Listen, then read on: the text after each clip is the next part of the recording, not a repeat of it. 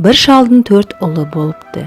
Бір күні шал ұлдарын жинап алып, мен қартайдым, біреуінің үйісі болатын уақыттарын жетті.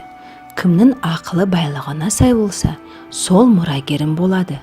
Әр қайсың маған байлықтарын мен ақылдықтарынды көрсетулерің керек, дейді. Үлкен ұлы асыл тас салған жүзігінің көзін көрсетіп, міне менің байлығым, ал кім бай болса сол ақылды, дейді. Екінші ұлы асыл киімдерін киіп, әдеміленіп келеді де, мені осы түрімде көргендер ақылым мен байлығымның алдында бас иеді, дейді. Үшінші ұлы күміспен және алтынмен апталған белдігін буынады да, мұндай белдікті ешкім ешқашан буынып көрген емес, дейді.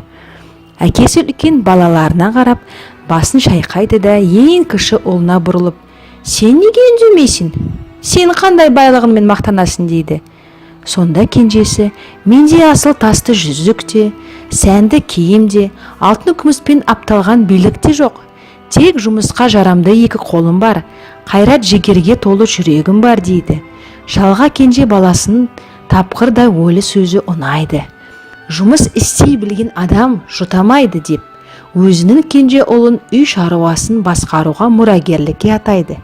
Үлкен балаларына інісінің айтқанынан шықпай талабын орындауды өсиет етеді.